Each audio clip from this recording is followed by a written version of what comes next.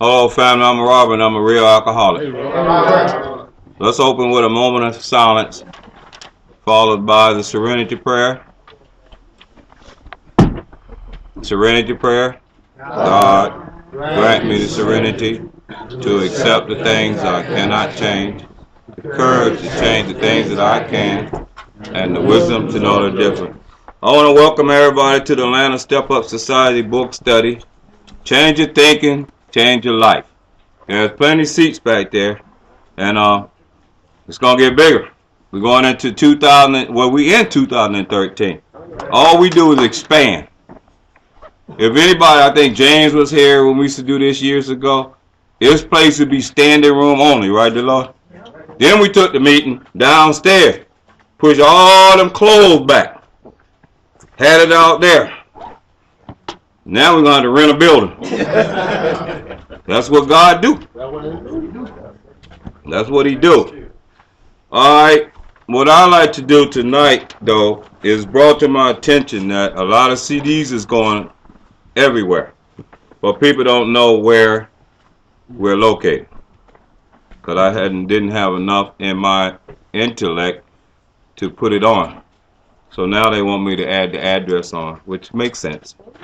So this book study is every Wednesday at 7:30. We usually get out of here about 8:30, between 8:30 and 9, and it's located at 733 Monroe Drive, Atlanta, Georgia, 30308. The phone number 44892-3392. You can go to the website and get the same information, right, at the AtlantaStepUpSociety.org organization. All right.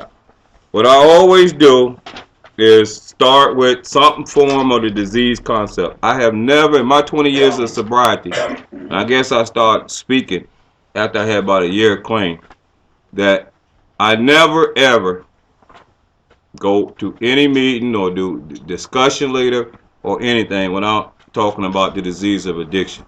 Because I believe, like the book says, that the disease of addiction has to be in our consciousness.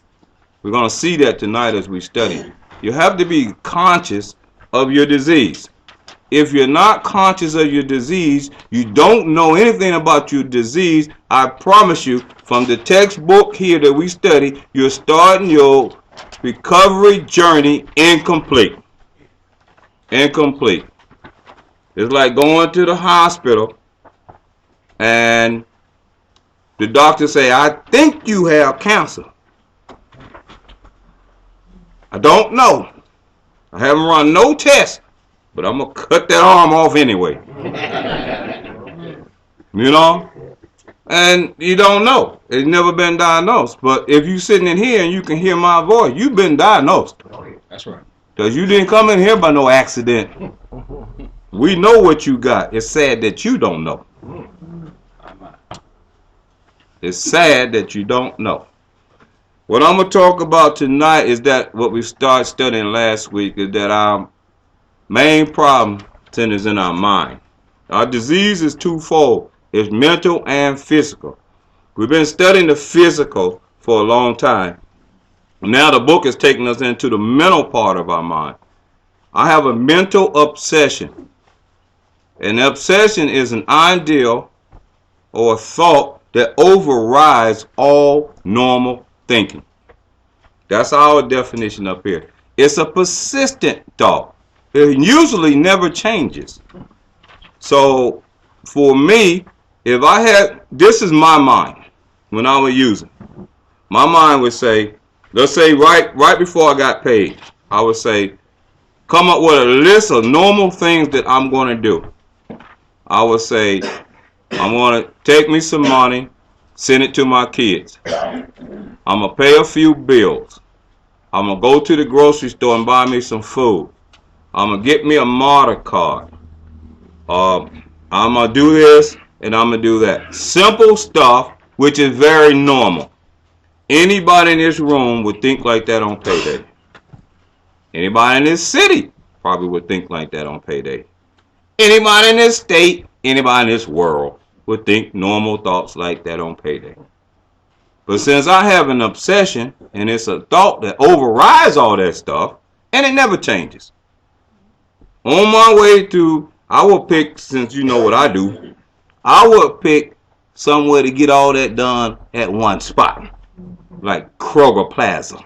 You know, so I'm on my way to the Kroger Plaza. I can get a money order. I can do this. I can get the Monte card. I can do everything I need to do right there.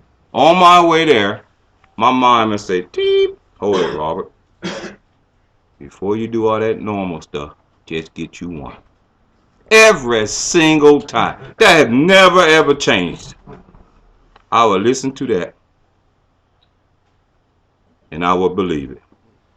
See, it's got to be a lie, because I never did one.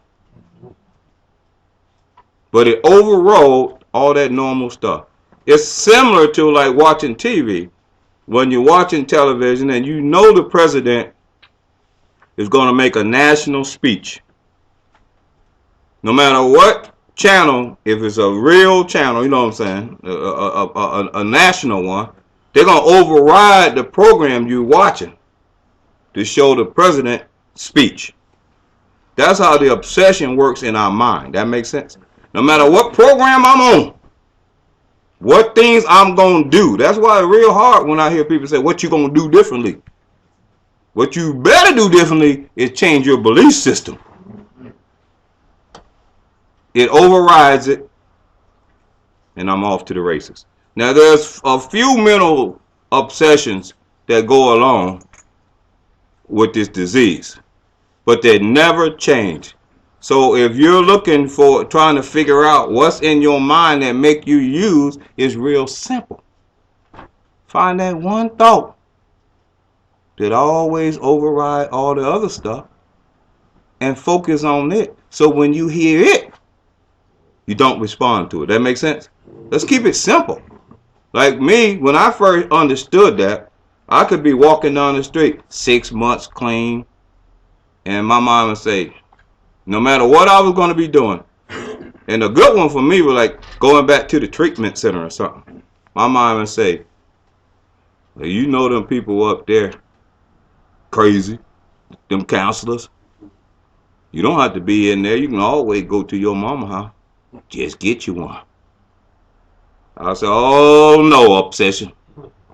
You go get one. I'm not trying to hear that.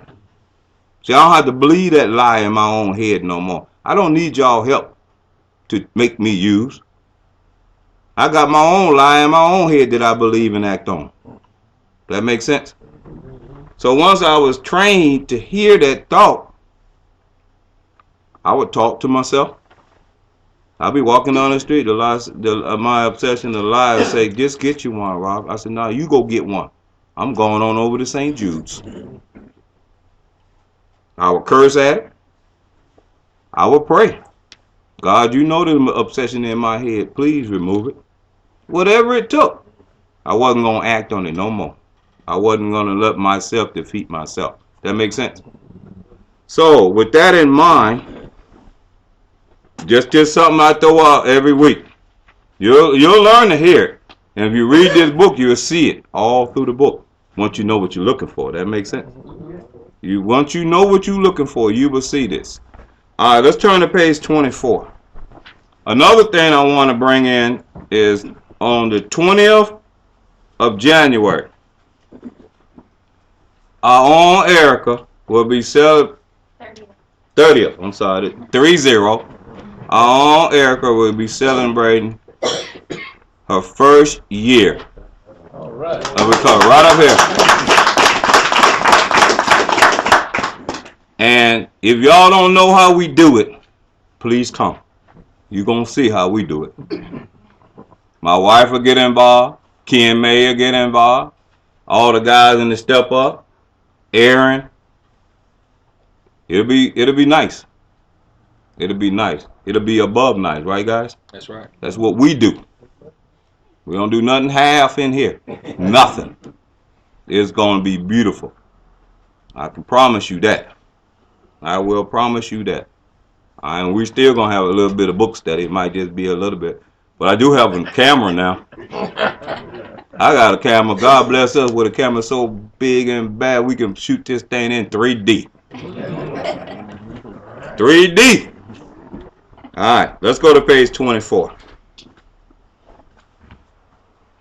What we do, I see a lot of new faces. This is fun in here, so don't sit back there saying ain't a damn thing funny, because it is fun. We have fun. We're on page 24. We have one reader, and then he's going to read. I'll break it down. Then we have Q&A at the end. All right, y'all? All right. So right there on page 24 where it says, and we have some extra books. If you need a book, raise your hand. If you're in step up, put your hand down. You need a book, my man? Give him a book. Who's the gentleman need a book? Right there. All right. The fact is that most alcoholics, we're going to break it down tonight because I want to teach. You know, you guys are disciples. So I'm trying to teach you how to teach other people. That makes sense? All right.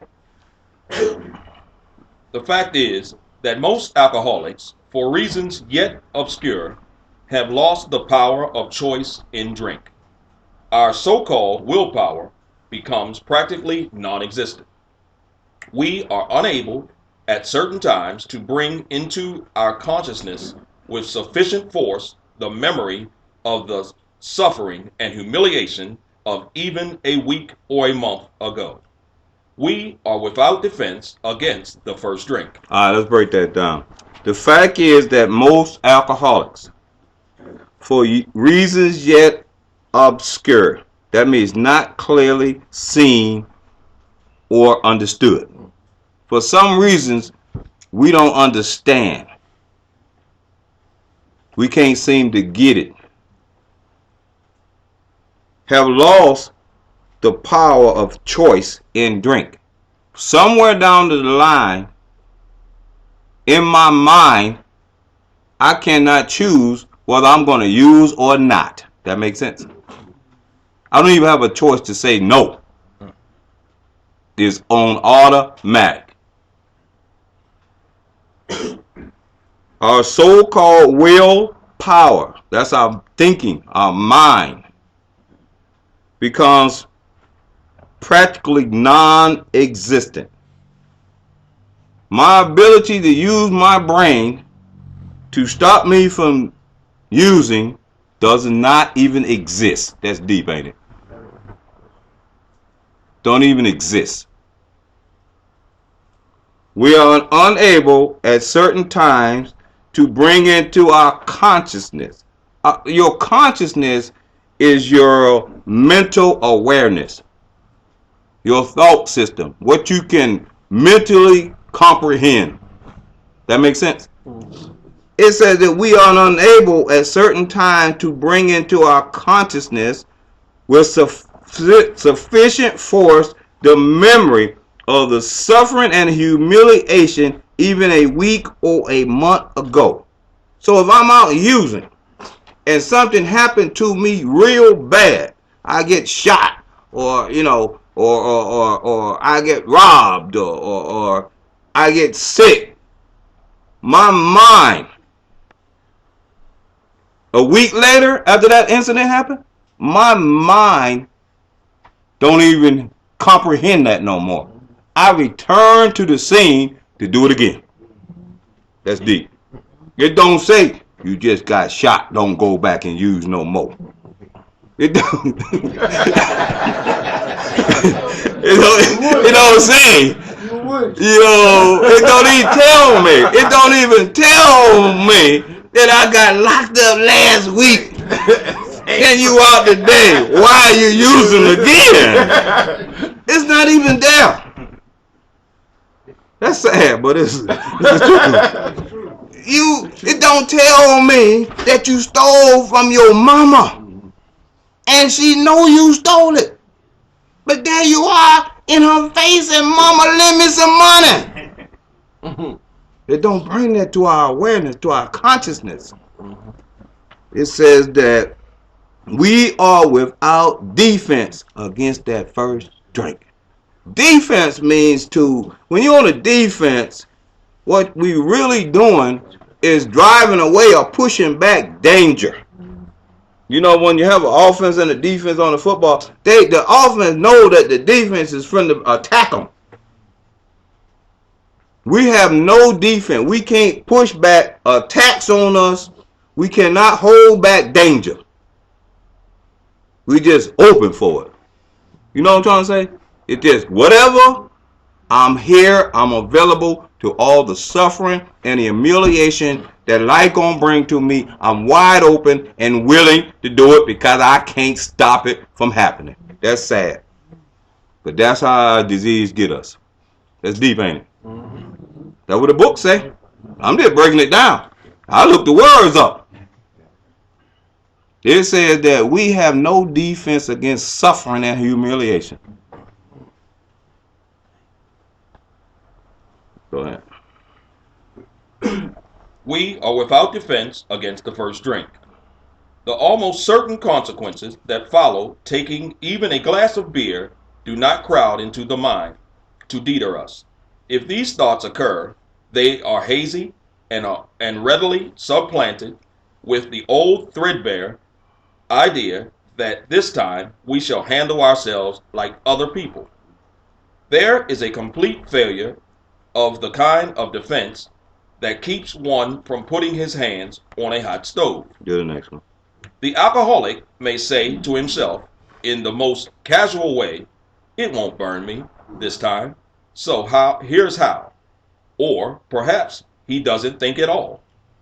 How often have some of us begun to drink in this nonchalant way, and after the third or fourth pounded on the bar and said to ourselves, "For God's sake, how did I ever get started?" again, only to have that thought supplanted by, "Well, I'll stop with the sixth drink," or "What's the use anyhow?" All right, there's another deep one. Yeah. The almost certain consequences. You know that these consequences are here. So that's why they say certain. That's 100% positive. Something gonna happen. Bad. Something gonna happen, and it won't be good. So we are certain that we're gonna get some consequences. That follow taking even a glass of beer do not crowd into the mind to deter us. We know it's gonna happen, but it won't stop us from taking that first drink. We're on automatic. If these thoughts occur, they are hazy and readily supplanted with the old threadbare that's overused or worn out. You know, like you got an old threadbare shirt, you know, with holes in it, and worn out ideal that this time we should handle ourselves like other people. Now here's the deal. Every time, remember I always tell you I had a cousin named Hayward? He would drink and use and never had the consequences because he didn't have the disease. We're the same age. I had in my mind this threadbare, this old worn out ideal because I used it so much. That's right. So many years that I would tell myself, I'm going to go out and just drink like Haywood. Everybody got somebody that's in their family or close to them that you wanted to drink and use like. They didn't get beat down because, you know, they didn't have the disease, but we used them for year after year after year. I'm just going to drink like her. I'm just going to use like her till it became worn out ideal. That makes sense? Worn out. We done wore that one out. Never did I drink like Haywood or use like him. I had that. That's just another obsession to keep me from using because it's an ideal that I used for so long that did not change any situation. That makes sense? That's why you got to change your thinking. You got to change your belief system in these programs. You cannot come in here with the same thinking and expect to stay clean and sober.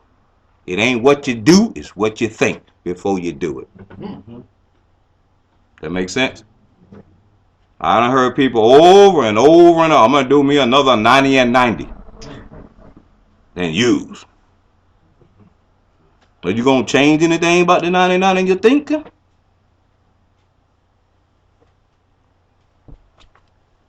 Here's a complete failure of the kind of defense that keep one from putting his hand on a hot stove. You remember as a kid, you touch the stove and you pull back because it's danger? Yeah. And your mind click, that's hot. And you never go back?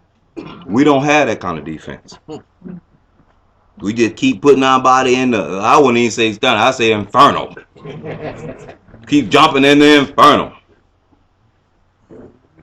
It ain't gonna burn me next time. I'm immune from getting burnt. Please. The alcoholic might say to himself in the most casual way, it won't burn me this time, so here's how. Or perhaps he doesn't think at all. So many times I remember telling myself, I won't use like I did last week when I got paid. I'm going to keep my money. I'm going to watch them fools run. I used to tell myself this. This is me. We all get paid. The using guys hang around, and the unusing people go home and do what they're supposed to do. And you know how it is. We separate ourselves. And I would make a promise to myself that I ain't gonna use like the rest of them. I'm gonna save my money. I'm just gonna get me a beer, a pack of cigarettes, and some church's chicken. That's what I used to tell myself. I get the beer and the cigarette right there where I cash my check. I tell them, I see y'all later. I ain't gonna holler. I ain't gonna go. I drink 2 swallows of that beer. Bam! Craving, the allergy kicks in. I be like, oh, hold up, wait on me. My mind snap. Catch up. But I did make a promise I wasn't going. I had no defense. How often have some of us began to drink in this nonchalant way, and after the third or fourth, pounded on the bar and said to ourselves, for God's sake, how did I ever get started again? That's our national anthem. Yeah. This is mine, Lord Jesus Christ. Why did I do that again? Please help me. If you just get me out of this bind, I'll never do it again. Next night, same prayer. I used that prayer for 25 years. For God's sake, how did I ever get started again? Only to have the thought supplanted by, well, I'll stop with the 6. Or, what's the use anyhow? Might as well go all the way. That's right. Keep going. When this sort of thinking is fully established in an individual with alcoholic tendencies, he has probably placed himself beyond human aid and unless locked up may die or go permanently insane. These stark and ugly facts have been confirmed by legions of alcoholics throughout history. But for the grace of God, there would have been thousands more convincing demonstrations. So many wanted to stop, but cannot. Hold on. Check this out. This is deep. This is real deep. When this sort of thinking, we're talking about the last 2 or 3 paragraphs that we've been talking about since we opened up the book study. When this sort of thinking, when you get to a point that you have no defense, you're going to need a defense. When your mind, or my mind, could not even bring to the consciousness the humiliation and the suffering that I was going through. My mind, I would be so humiliated. So much suffering in my life. If there's a hell, I was there. So low I remember one time I was standing at the at a like a dumpster, laying on the ground on the side of it, and the police walked up to me and he says, "What you doing on the ground by the dumpster?" I was so low in life. I looked up at the police. I said, "I'm laying by this dumpster till I regain my dignity." What I was saying was, I was lower when he got there. I was lower than where I was laying next to the dumpster. Just to be at the dumpster was better than where I just came from, police. That makes sense? And the little rats were running around me. When that kind of thinking is fully, and I ain't by myself, I do ooh and come on now. You know what I'm saying? Ooh, hell, you right there with me. You know what I'm saying? Yeah. When this kind of thinking is fully established in you, that you welcome humiliation and suffering in your life, and you had no defense against it, it says you have probably placed yourself beyond human aid. Beyond human aid. You got to have God. You laying at a dumpster, you can't stop the humiliation in your life. You cannot stop suffering in your life. You are beyond human aid. That makes sense? And unless locked up, may die or go permanently insane. These stark and ugly facts, and it's ugly, have been confirmed by legions of alcoholics throughout history. But for the grace of God, there would have been 1,000 more convincing demonstrations. Well, we can say millions now. Million more of us. So many want to stop, but cannot. Now, there's a solution. That makes sense? There's a solution. We don't have to live like that. We can come up out of that, but not without God's help. Y'all got it? There's a solution. All right, keep going. There is a solution. Almost none of us like the self-searching, the leveling of our pride, the confession of shortcomings, which the process requires for its successful consummation. But we saw that it really worked in others, and we had come to believe in the hopelessness and futility that of life as we have been living it. When, therefore, we were approached by those in whom the problem had been solved, there was nothing left but for us to pick up the simple kit of spiritual tools laid at our feet. We have found much of heaven, and we have been rocketed into a fourth dimension of existence, of which we had not even dreamed. Now, I can honestly tell you that is true for me. All right? Because I just gave you where I was. All right? There's a solution. That's a promise. Almost none of us like the self-searching. Sound like a fourth step. The leveling of our pride, the confession of shortcoming, fifth step, which the process requires for its successful consummation, for it to be done, finished, successful. That makes sense? But we saw that it really worked in others. Let's talk about that for 1 second. When I first came into the program, I didn't really believe that this thing worked. I had some doubt. I don't think nobody, anytime you go into something brand new for the first time, you're using 30 years and then come into AA for the first time, you're going to have some doubt. That's right. Ain't nobody bleaming in here talking about, oh yeah, it worked. You better sit down because you don't know what worked. I did know one thing worked, that life I had coming in here was working. Not in my favor, but it was working. We sure working. Homelessness was working, you know, and it's still working. All right. It says, and you know, I didn't think it really worked in other people. I remember my very first birthday.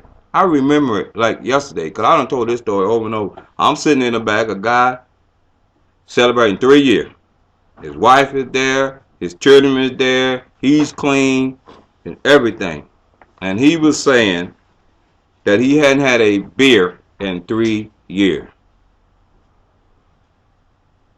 And I'm sitting in the back of the room with my intellect, and I'm saying to myself, he's lying. There's no way on earth somebody, he might not have no crack, he might not have no heroin, but I know he done drunk a beer. He's just sitting out there getting that cake and telling for all these lies. That's what I was thinking. Until I got my 3rd year. But I didn't believe the man, you know. So, but I saw it really worked in others. When I started seeing it worked in others, then I knew I had a chance. That makes sense? We had come to believe in the hopelessness and futility of life as we had been living it. I knew that the life I had been living in them streets was real. I knew that I didn't want to return to that. So I had to kind of believe you folks. That makes sense? Because I didn't want to go back out there. I knew that life was real. And I knew, see, for me, when I came in, that I was on a life or death errand. I was either going to live in here with you guys or I was going to die in the streets. I knew that. I was 36 years old. I had put it in my mind I wasn't going to use at 40. I could not do it at 40. I see some people here telling me I can't do it at 50 and 60. But I don't care what number you use, you better pick something. I just couldn't do it because I had alcoholics all around me in my family who were dying at 45. That's why I picked 40. They didn't make it to 50. They were dying at 45 from alcoholism. All right. When therefore we were approached by those in whom the problem had been solved. I went to a lot of meetings. And there was this one guy named Rick. And he was in a book study. And this is what Rick told me. He said, you can go to all the meetings, and I encourage you to go. But you need to go to this book study and hear this man talk, which is a guy named Dante. He said he's reading the book, and he's breaking it down, just like we're doing here, and it seems to be real. And this guy, I never knew Rick. He had a car, and I didn't. And I had been homeless for years. So Lord knows I wanted to ride in a car. That was important to me, just to sit in the passenger seat. You know what I'm saying? I was so low in life, just to be in a car was good. I felt like King Tut somebody. You know what I'm saying? I was like Obama. I'm in a car. Because I hadn't been in a car in years. And he was willing to ride me to the meeting. That's all it took. That makes sense? Remember, I was laying by dumpsters, fire barrels. The problem had been solved in him. There was nothing left for us to do but to pick up the simple kit of spiritual tools laid at our feet. We're talking about the 12 steps. We found much of heaven, and we have been rocketed into the 4th dimension of existence, of which we had not even dreamed. Now, let me talk about something that used to blow my mind. This is just me. This is not church, it's just me. I always believed that heaven was way up there somewhere. Way up. And then he said right here, we found much of heaven. So that was easier for me to understand when heaven became close to me. That makes sense? Instead of looking out How did they find much of heaven if they're not dead and gone to heaven? That's the way I was taught, that you died and go to heaven. That makes sense? Yeah. But he said they had found heaven. That means they were still alive. So that, to me, that meant that their life became better here on earth. I know I found hell on earth. I can attest to that one. So I guess heaven had to be here too.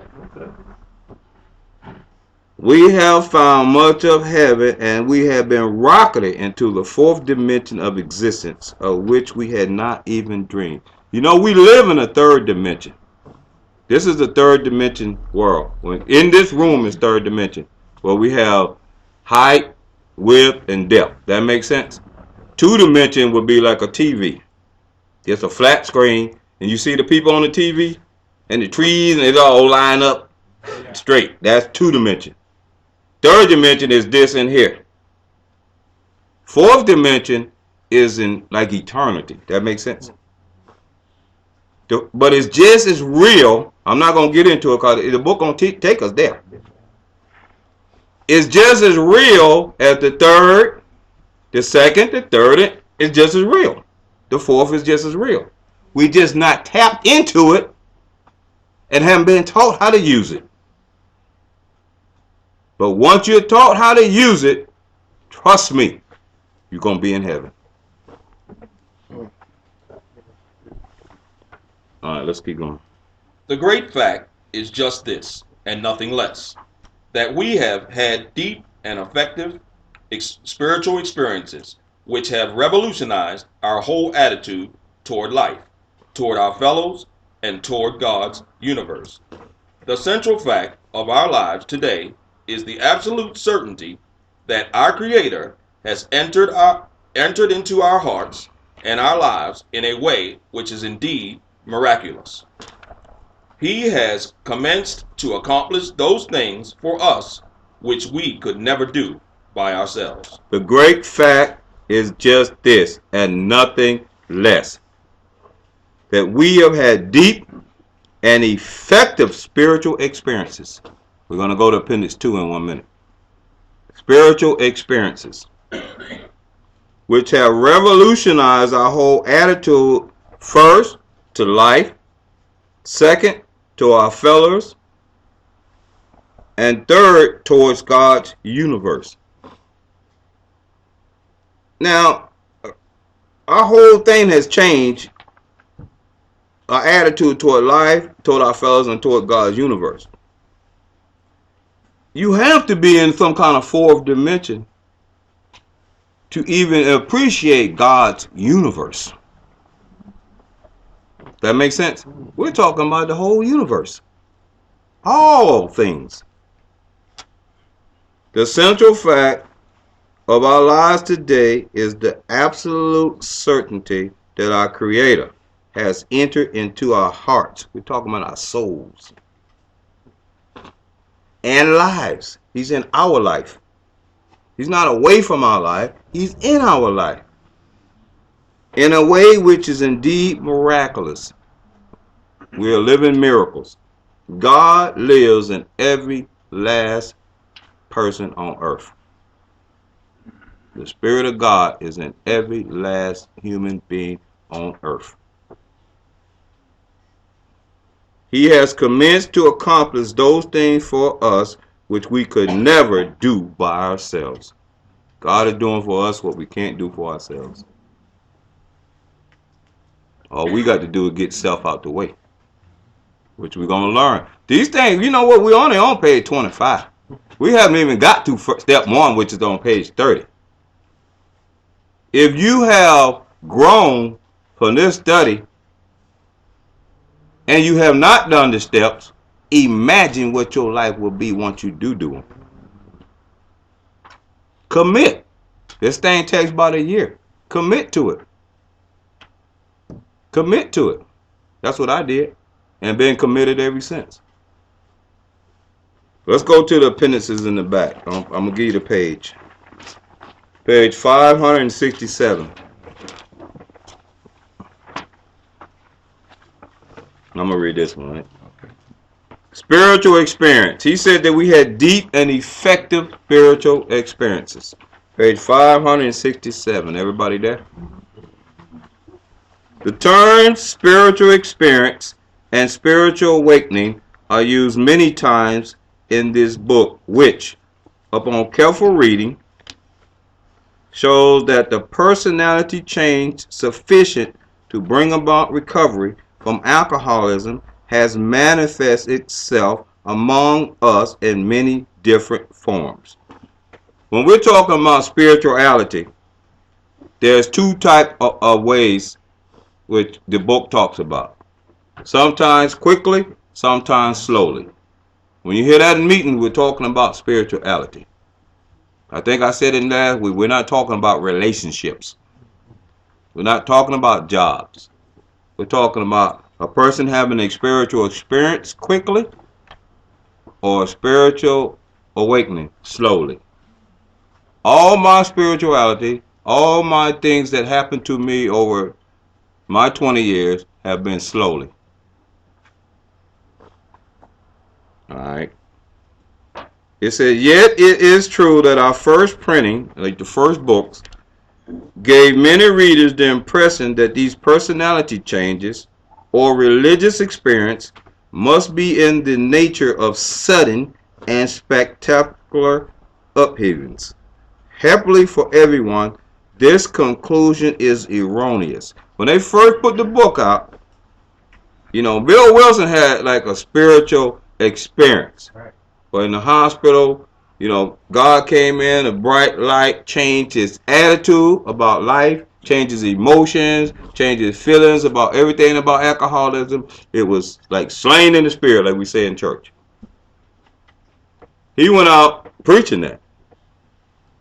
And everybody who didn't get it like that was a little confused. That makes sense? Right, yeah. See, I never got it like that.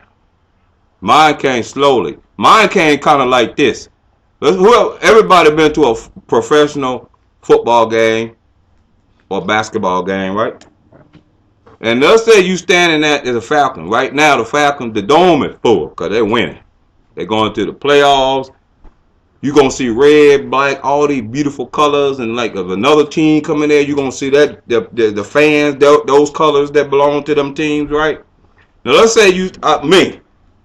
This is how I got spirituality. Let's say I'm standing in the dome or sitting in the dome, colorblind. I don't see nothing but gray and black. But all them beautiful, them lights and everything, it's really beautiful in there. It's a whole new world when you walk in that dome. Am I right or wrong? It ain't that like you see it on TV. There's a whole new world up in there. And I'm sitting in there colorblind. Don't see it. In religious, some people call that darkness. Don't see the light. But I'm not a preacher, so I ain't gonna be preaching. But it's mighty similar. Alright? So I'm in there colorblind. And all of a sudden, gradually, throughout the game, because you're gonna be there for an hour, right, Ken? You're gonna be there for an hour. Little by little, I start seeing the color. You know what I'm trying to say? First quarter, I see a little bit. Second quarter. By third quarter, I see all the beauty that's going on in the dome. That's kind of like how my spirituality came about. I didn't go in there colorblind, and then all of a sudden, bam, I see everything. Mine was gradual. That makes sense? All right, so it says that in the first few chapters, a number of sudden revolutionary changes are described. One of the most beautiful revolutionary changes that take place in the first few chapters that we have studied so far is the disease concept. To understand the disease concept about yourself and to know that you cannot take any alcohol into your body whatsoever because you have an allergy, and the allergy will trigger and your craving will become a part of your body, and your mind cannot stop you from craving. Just to understand that is such a spiritual awakening. Am I right or wrong? Right. That's powerful. Just to understand. Just the understanding of that and to figure it out and put it into your life and to practice abstinence is so important. That's a revolutionary change. Though it was not our intention to create such an impression, many alcoholics nevertheless concluded that in order to recover, they must acquire an immediate and overwhelming God consciousness, followed at once by a vast change in feelings and outlook. You don't have to have it like that. You don't have to wake up one morning and everything about you done changed. Among our rapidly growing membership of thousands of alcoholics, such transformation, though frequent, are by no means the rule. So if you're getting it slowly, you still in the game. Some of the best got it slowly. That makes sense? Most of our experiences are what? We're talking about most of us. Let's say if it's 40 people in here, maybe 5, I'm just using that number, I don't know. Maybe it could be 0, I don't know. But 5 people could have got it fast, quickly. The rest of us, most of us, get it slowly anyway. Alright? So it says that, though frequent, by no means the rule. Most of our experiences are what the psychologist William James called the educational variety, because they develop slowly over a period of time. Quite often, friends of the newcomer are aware of the difference long before he is himself. People see us changing way before we do.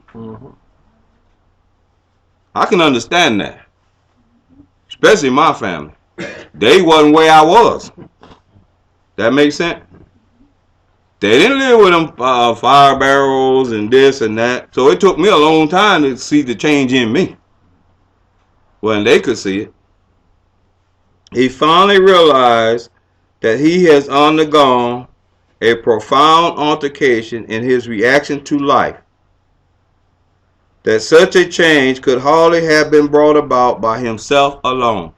One of the greatest things I experienced in my life, and a lot of things helped me with that, but one of the greatest things, not because it's just drugs and alcohol, I'm going to come out of that for just a minute, is my ability now to maintain peace when a lot of chaos is going about around me.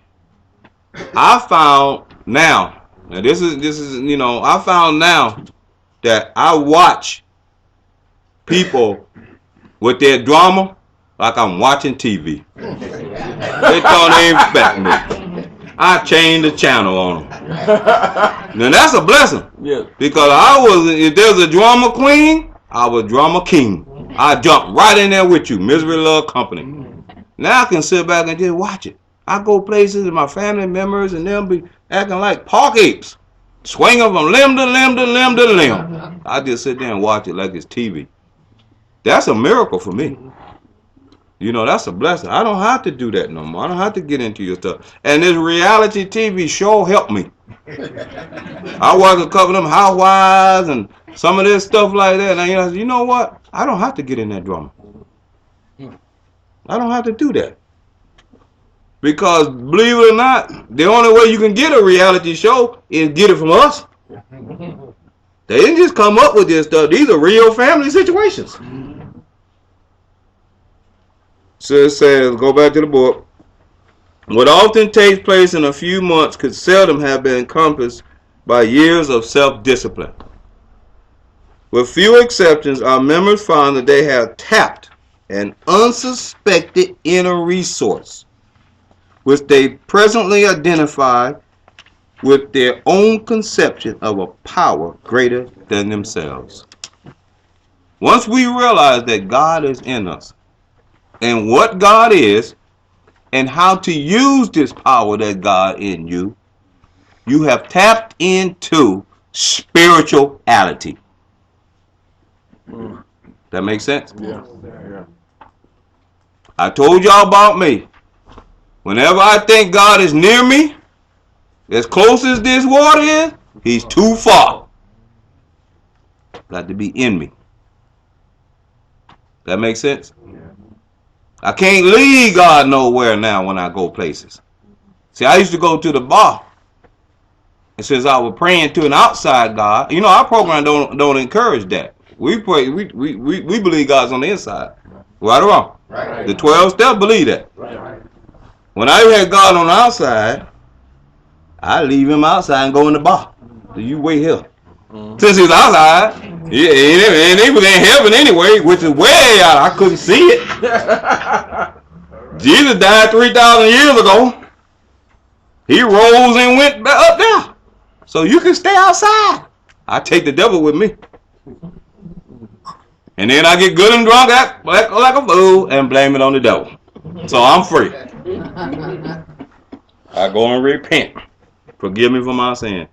I had no power in none of that. That makes sense? I wasn't taking God anywhere because I didn't believe that God was in me, so I was just leaving him behind. If it's a real devil, I was down with him. He didn't have to call for me. I was already there. If you say, Robert, come over here, and call somebody else, I'm here. Everybody laugh, but y'all know it was you too. Yeah. Most of us think this awareness of a power greater than ourselves is the essence of spiritual experience. When we are aware that there's a power that's greater than ourselves and it's an inner resource, then we have some kind of spiritual experience. That makes sense? You can't have a spiritual experience because we're not talking about God talk. We're not talking about belief somewhere else. We're talking about having spiritual experience. The only way you're going to have experience, you're going to have to go through it. You're going to have to experience it. That's like somebody going to a swimming pool down at the Y or something and taking swimming lessons in a book. You know, sit in the bleachers, read the book. You swim breaststroke. This is how you do it. Backstroke. This is how you do it. Read it. Underwater. That's how you do it. Read it. This is how you jump off the diving board. You walk to the edge. They give you all of it in detail. But you never get in the water. So how you want to experience swimming when you never get wet? Most emphatically, we wish to say that any alcoholic capable of honestly facing his problems in the light of our experience can recover, provided he does not close his mind to spiritual concepts. He can only be defeated by an attitude of intolerance or belligerent denial. If you just don't believe none of this, you doomed. We find that no one need have difficulty with the spirituality of the program. This is not hard to do. The 12 steps is what is the tools that get you to a power that's greater than yourself. That's what this whole program is about in here. Willingness, honesty, and open-minded are the essentials of recovery, but these are indispensable. They're absolutely necessary, y'all. You got to have those three ingredients. Then it says that there is a principle which is a bar against all information, which is proof against all arguments, and which cannot fail to keep a man in everlasting ignorance. That principle is contempt prior to investigation. If you want to be in everlasting ignorance, and nobody even like that terminology, everlasting ignorant. They don't want to be ignorant, period. Yeah. But if you want to be in the everlasting one, what they're saying is don't knock it before you try it. Don't knock this stuff before you try it. Let's go back to page 25. Go down to the bottom where it says, if you are seriously alcoholic. You got it, Aaron? Yes, sir. If you are as seriously alcoholic as we were, we believe there is no middle of the road solution.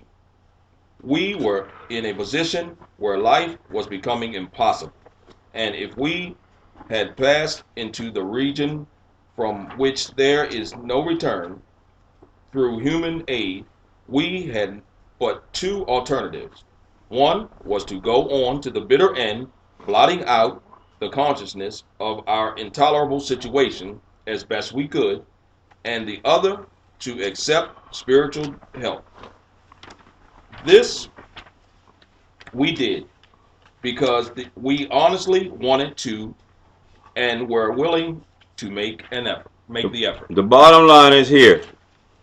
Since it said that we were in a position where life was becoming impossible. Y'all remember that? Yeah. That's a real position. Mm-hmm. It's not something we make up. Yeah. Yeah. And if we had passed into the region from which there is no return through human aid, I thought I explained that one very clear. Yeah. When suffering and humiliation was a part of your life and you couldn't do nothing about it, but just be in it, then you were beyond human aid. So if you identify with being beyond human aid, ain't but two things you could do: continue in that condition or accept spiritual help. There's only two things you can do. If you accept spiritual help, then this is what we need to be, and this is what we need to be studying, and then we need to do the steps when they pop up in the book. That makes sense? All right, do the next paragraph. A certain American businessman had ability goods. Excuse me. A certain businessman had ability, good sense, and high character for years. He had floundered from one sanitarium to another. He had consulted the best known American psychiatrist. Then he had gone to Europe, placing himself in the care of a celebrated physician. The psychiatrist, Dr. Jung, who prescribed for him, though experience had made him skeptical, he finished his treatment with unusual confidence. His physical and mental condition were usually good above all. He believed he had acquired such a profound knowledge of the inner working of his mind and its hidden springs that relapse was unthinkable. Nevertheless, he drank in a short time. More baffling still, he could give himself no satisfactory explanation for his fall. we got this American businessman. He went to what's his name, Dr. Young, and he went to this guy, and he, like American psychiatrist, one of the best. All right. So he says that his physical and mental condition was usually good. He got some when he went to this treatment, and he went to a lot of treatment centers. Let's get that clear first. Then all of a sudden he goes see this psychiatrist, right? And he says that above all, he believed he had acquired such a profound knowledge, right? Because they're gonna teach the mind of the inner working of his mind and its hidden springs that relapse was unthinkable. Nevertheless, he was drunk in a short time. More baffling still, he could give himself no satisfactory explanation for his fall. I can give him one. You don't know the disease concept. You don't know about the physical allergy. That makes sense? You can lay on that couch all you want to, but you're going to get up and drink unless somebody explain that physical part to you. All right, let's keep going. So he returned to this doctor whom he admired and asked him point blank why he could not recover. He wished above all things to regain self-control. He seemed quite rational and well balanced with respect to other problems. Yet he had no control whatever over alcohol. Why was this? He begged the doctor to tell him the whole truth, and he got it. In the doctor's judgment, he was utterly hopeless. He could never regain his position in society, and he would have to place himself under lock and key or hire a bodyguard if he expected to live long. That was a great physician's opinion. All right, and at the end of the day, in these two paragraphs, he went back to the doctor, asking the doctor what's really, really wrong. The doctor told him he's hopeless, right? You doomed. So that was the great physician's opinion. Keep going. But this man still lives and is free is a free man. He does not need a bodyguard, nor is he confined. He can go anywhere on this earth where other free men may go, without disaster, provided he remains willing to maintain a certain simple attitude. All right, here's the deal. Let's talk about the structure of the book. Whenever we're studying the book, this book of Alcoholics Anonymous, it's always going to be the book's flavor is problem solution. Y'all see that? Sometimes I don't go into the drunkalogs. You know what I'm saying? We know them. Mm-hmm. But when it comes to the solution, we'll read about the problem, then it go to the solution. I attack the solution. That makes sense. I don't have to tell you about what he did because we already know what he did. What did he do not to do it no more? All right. But this man still lives. After all that money he done spent, and you doomed by one of the greatest psychiatrists, they didn't put it in their book for me to shy away from that. That makes sense? Some people don't want to say, oh, don't talk about them. That's what the man just wrote. He went to the best doctor out. The doctor said, you doomed. You ain't going nowhere but be drunk for the rest of your life. That's what the doctor told him after he took that money.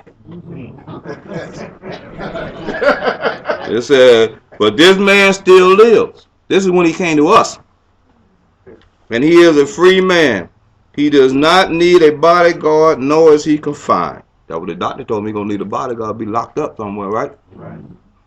He can go anywhere, and they even put the doctor's name in there. He can go anywhere on this earth where other free men may go without disaster, provided he remains willing to maintain a certain simple attitude. One of the best attitudes, since we on page 27, is to know you got the disease of addiction. That's right. That makes sense? Yeah. That sets you free. I done went all over this earth. Me and my wife not too long ago went to Korea. I went to Korea like 2 years ago. I done been to Alaska. I done been all over this earth without taking a drink. People on them cruises be drinking. When I went to Korea, them Korean men drink. But I knew that I had the disease of addiction, and one beer would trigger my allergy, and I'm off to the races. I knew that. I just carry that simple attitude in me wherever I go, and I don't pick up. That makes sense? And I get the opportunity to watch other people be stupid. All right, because they make them stupid. Just like that I used to be, I see them. Saying, there go me, except that I don't use. All right. Some of our alcoholic readers may think they can do without spiritual help. Let us tell you the rest of the conversation our friend had with his doctor. Let me say something. If you think that you can do without spiritual help, that's okay too. Just keep coming back.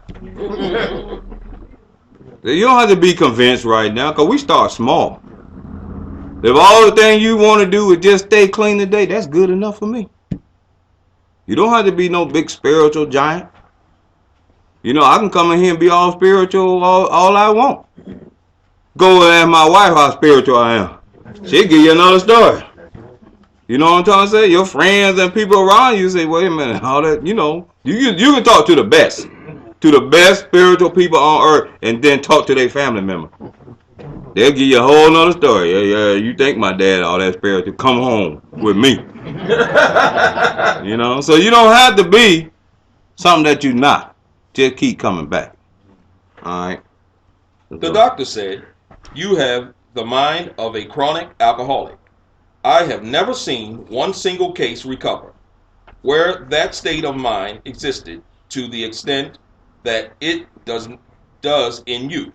Our friend felt as though the gates of hell had closed on him, and with a clang. He said to the doctor, is there no exception? Yes, replied the doctor, there is. Exceptions to cases such as yours, having been occurring since early times. Here or there, once in a while, alcoholics have had what are called vital spiritual experiences. To tell me these occurrences are phenomenal. They appear to be in the nature of huge emotional displacements and rearrangements. Ideas, emotions, and attitudes, which were once the guiding forces of the lives of these men, are suddenly cast to one side, and a completely new set of conceptions and motives begin to dominate them. In fact, I have been trying to produce some such emotional rearrangement with you. With many individuals, the methods which I employ are successful, but I never have been successful with an alcoholic of your description. Boy, I'd be gone if he told me something like that. You know what I'm saying? Now here's the deal. This is deep. This is deep. Because we read about spiritual experiences and spiritual awakening, did we not? I done read a lot of books in my lifetime, but I have never, to my knowledge, now I could be wrong, read a book, but you know the asterisk mark? Where they put the asterisk mark twice in one chapter to tell you go back and read something. And read the same thing. That makes sense? This is one little chapter. They got that asterisk twice. They're telling you to go back to read those spiritual experiences again. It's 2 pages apart. Because what this doctor put out here was wrong. I don't want to yell in the camera because when I get back on the tape, it'll be scattered. It's wrong. It's wrong. It's wrong. It said right here. He said there's no exception. The doctor said yes. Replied the doctor, there is. Exception to cases such as yours has been occurring since early times. Here and there, once in a while, alcoholics have had what are called vital. Vital means necessary for life, like the vital organs, the heart, the lung, you know what I'm trying to say? The brain. Spiritual experiences. Now, we already read that there's spiritual experiences and spiritual awakening. Right. And most of us get what? Spiritual awakening. Slowly. So the doctor had not seen that. He only seen them quick ones. Spiritual experiences. Am I right or wrong? He says that to me these occurrences are phenomena. I know they happen, but I don't know why. They appear to be in the nature of huge displacements and rearrangements. Big changes, right? Ideals, emotions, and attitudes which were once the guiding forces of the lives of these men are suddenly, instantly cast to one side, and a complete new set of conceptions and motives began to dominate them. The book said that was wrong. Independency. Did it not say that? That's wrong. Most of us get it slowly. We don't get this everything changed at once. He said, I have been trying to produce some such emotional rearrangement within you. I don't know how he gonna do that, but because we know that we beyond human age. That's deep, ain't it? With many individuals, the methods which I employed are successful. Maybe they haven't been totally living in suffering and humiliation. You know what I'm trying to say? Without defense. But I have never been successful with an alcoholic with your description. They take you right back to the appendix 2. That makes sense? That's how important it is to realize we can get it slowly. All right. Upon hearing this, our friend was somewhat relieved. He reflected that after all he was a good church member. This hope, however, was destroyed by the doctor telling him that while his religious convictions were very good in his case, they did not spell the necessary vital spiritual experience. All right, here's the deal. Now I want to clarify this one real good. Upon hearing this, our friend was somewhat relieved. That means freed. Whew. You know how you've been running in the street for 10, 15 years and then the police catch you, throw you in the back of the car and say, whew, thank you. A lot of people didn't get that one on some people's head, huh? That's how I was. Oh yeah, Lord police, you just saved me from myself. He said that upon hearing this, our friend was somewhat relieved, for he reflected that after all, he was a good church member. Remember that? This hope, however, was destroyed by the doctor telling that while his religious convictions, I mean, strong beliefs in your church and the religious stuff, well, that's very good, but in this case, it did not spell the necessary vital spiritual experience they're going to take you from stop using. That makes sense? So what he's saying that now, this I'm just going to break it down another way. Church is a beautiful thing. I enjoy church. I enjoy, like New Year's Eve, me and my wife went to church. I tell my wife, and I tell everybody that, I like when the preacher do this. When they get to the scriptures, and they break the scriptures down, and they read from the Bible, I love the Bible. All the offering and the singing and all that, they can have that. That's just me.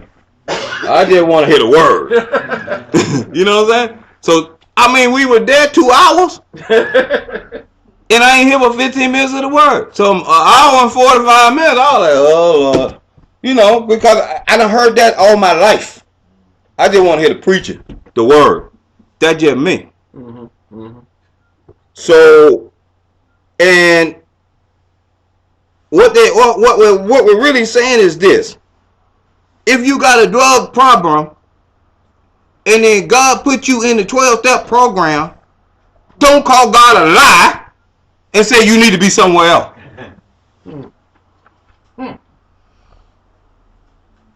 That make God a lie. If you in the 12-step program, then you have a drug problem. Then the 12-step program is what you need to do. If you want to be a good Christian, do this first. Yeah. Do the step first. You'll be an excellent Christian. Don't do it backwards. Am I right? This is where you belong. This is your home. Then go put your offering and your tithe and sing in the choir. Because if you sing in the choir and do this, trust me, you coming out that choir. The choir director going to throw you out. You got to do this. This is where you are.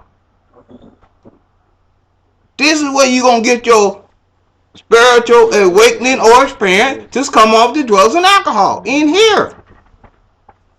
All right, the next one. I just want to read up so we can kind of finish up. We are in our turn sought the same. Excuse me. We in our turn sought the same escape. No. Here's the terrible dilemma. I skipped down to the next one. My bad.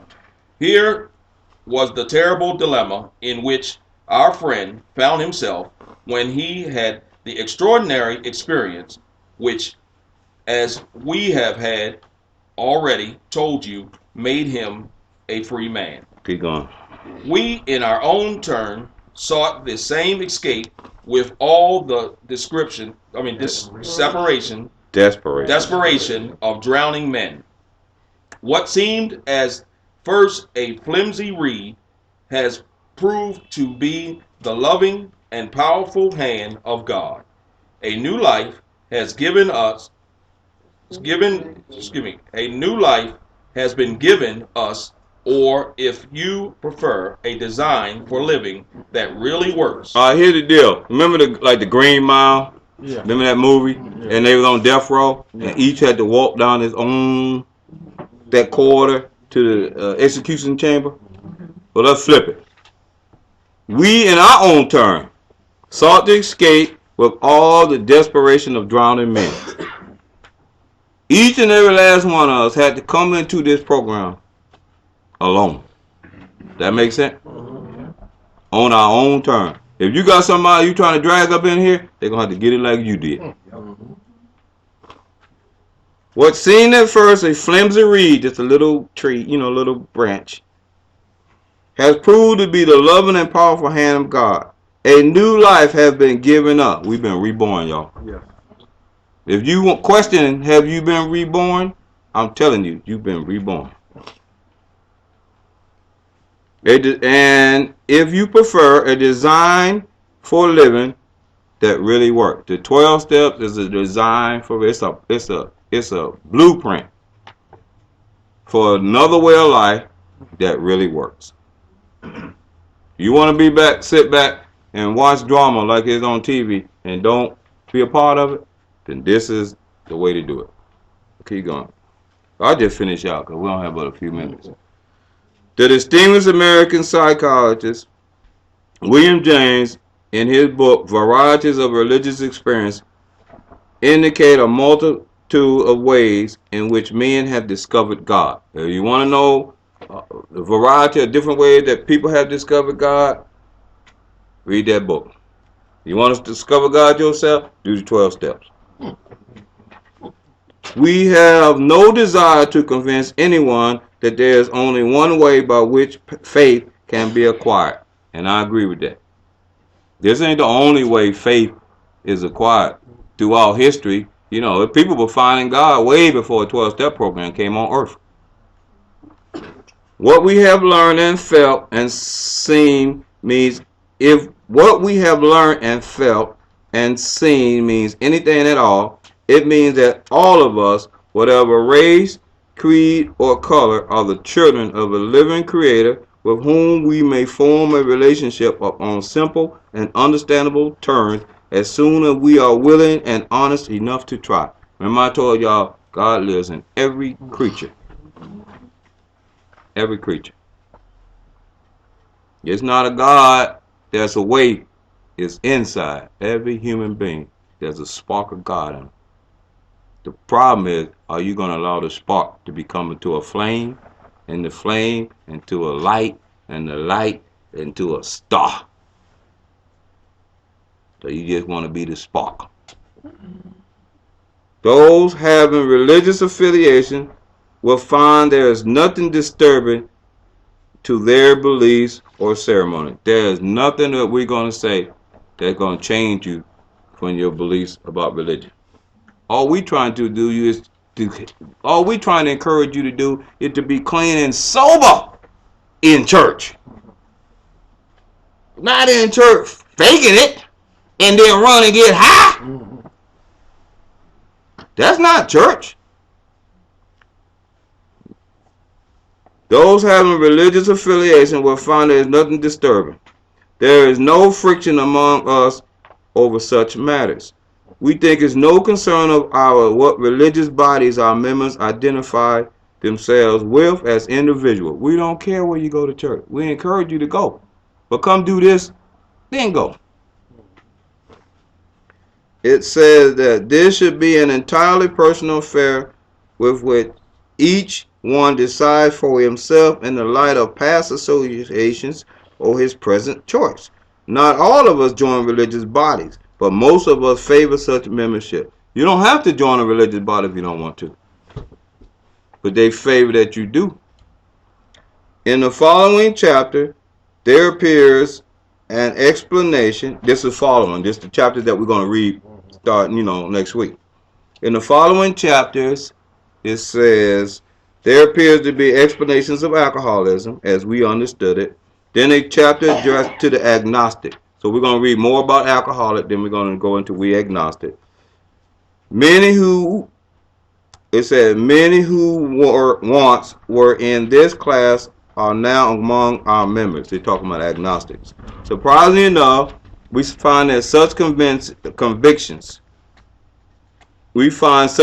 no great obstacle to a spiritual experience. Further on, clear-cut directions are given showing how we recover. That's the 12 steps. These are followed by 42 personal experiences. Each individual in the personal story described in his own language and from his own point of view the ways in which he established his relationship with God. Then it goes on to talk about these give a fair cross-section of our members and a clear-cut idea of what has actually happened in their lives.